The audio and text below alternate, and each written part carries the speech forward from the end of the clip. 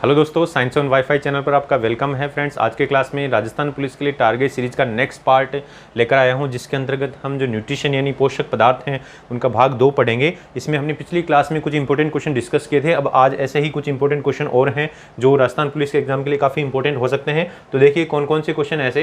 तो देखिए पहला क्वेश्चन है, शरीर में ऊतकों का निर्माण किससे होता है, यानी जो टिश्यू है। तो हमारे शरीर का जो निर्माण है, निर्माणकारी पदार्थ अगर बात करें तो बोले वो प्रोटीन होता है। वसा जो है ऊर्जादायक है, कार्बोहाइड्रेट ऊर्जादायक है, और विटामिन जो है एक तरीके से रक्षात्मक पदार्थ हैं। दोस्तों ये तो क्या है, रक्षात्मक पदार्थ हैं, यानी डिफेंसिव सब्सटेंस है, यानी ये सुरक्षा करते हैं रोगों से। ये ऊर्जादायक हैं, ठीक है ना, ये ऊर्जादायक हैं। कार्बोहाइड्रेट और वसा भी ऊर्जादायक होते हैं, वसा भी ऊर्जा प्रदान करते हैं। लेकिन शरीर का निर्माण करने वाला कौन है, प्रोटीन। ऊतकों का निर्माण करने वाला कौन है, प्रोटीन। दोस्तों ऐसे ही प्रोटीन को निम्नलिखित में से क्या माना जाता है, क्या माना जाता है, बोले शरीर का निर्माण करने वाला, ऊर्जा उत्पादक, विनियामक या स्थूलतावर्धक। तो बोले मोटापा तो फेट बढ़ाता है, स्थूलता तो विनियामक जो रेगुलेटर्स हैं वो खनिज लवण और विटामिन होते हैं, और ऊर्जा उत्पादक जो है वो कार्बोहाइड्रेट होते हैं। लेकिन प्रोटीन है वो शरीर का निर्माण करने वाला पदार्थ है दोस्तों। फिर इसके बाद में देखिए एंजाइम मूल रूप से क्या है, बड़ा ही इंपॉर्टेंट क्वेश्चन है, बहुत बार कई एग्जाम्स में रिपीट हुआ है। वैसे एसएससी 2002 में आया, उसके बाद में भी कई बार रिपीट हुआ है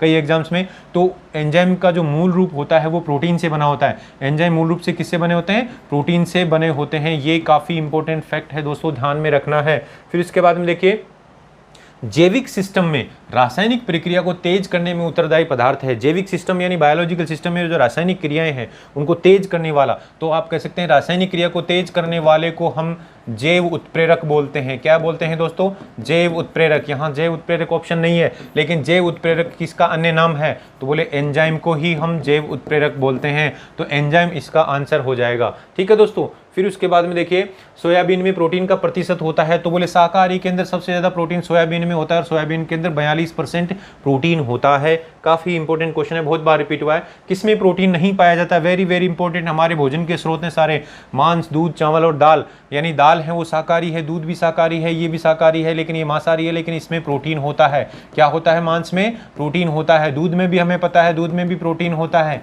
और दूध में दोस्तों कौन सा प्रोटीन होता है, बोले केसिन प्रोटीन होता है। इसका क्वेश्चन भी आता है, आपको ध्यान रखना है। लेकिन चावल के अंदर क्या होता है, कार्बोहाइड्रेट होता है। तो हमारा क्वेश्चन क्या है, हमारा क्वेश्चन है किसमें प्रोटीन नहीं पाया जाता, बोले चावल में नहीं पाया जाता। लेकिन दाल है, इनके अंदर भी प्रोटीन होता है। शाकाहारी लोगों को दाल खाने के लिए बोली जाती है, क्योंकि प्रोटीन दालों के अंदर काफी अच्छा होता है। शाकाहारी में अधिकतम प्रोटीन किस में होता है, क्वेश्चन आ गया है दोस्तों, अनाजों में, दालों में, सब्जियों में, दूध से। बोले हमने देखा दूध में भी प्रोटीन होता है, दालों में भी प्रोटीन होता है, अनाजों में भी कुछ होता है, लेकिन सबसे ज्यादा अगर बात करें तो बोले दालों के अंदर प्रोटीन होता है। तो शाकाहारी लोग दालों से प्रोटीन प्राप्त करते हैं, तो हमें दाल ज्यादा से ज्यादा खानी चाहिए दोस्तों। फिर उसके बाद में देखिए प्रोटीन का सर्व प्रमुख स्रोत है, सबसे ज्यादा जो इंपॉर्टेंट स्रोत, यहाँ पर सारे ही प्रोटीन के स्रोत हैं। काला चना, बंगाल चना है ना, मटर और सोयाबीन। तो हम कहेंगे सोयाबीन में सबसे ज्यादा था, 42% था। सोयाबीन में कितना था, 42%। सबसे अधिक प्रोटीन इसमें ही होता है दोस्तों। फिर उसके बाद में देखिए निम्न में से किसमें प्रोटीन सबसे अधिक, किसमें प्रोटीन सबसे अधिक स्रोत पाया जाता है, यानी यहाँ पर भी वही क्वेश्चन है। तो यहाँ पर अब थोड़ा सा अलग आ गया है कि उड़द, चना, मटर अलग ऑप्शन है, सोयाबीन, यानी यहाँ पर भी आपको ध्यान रखना है।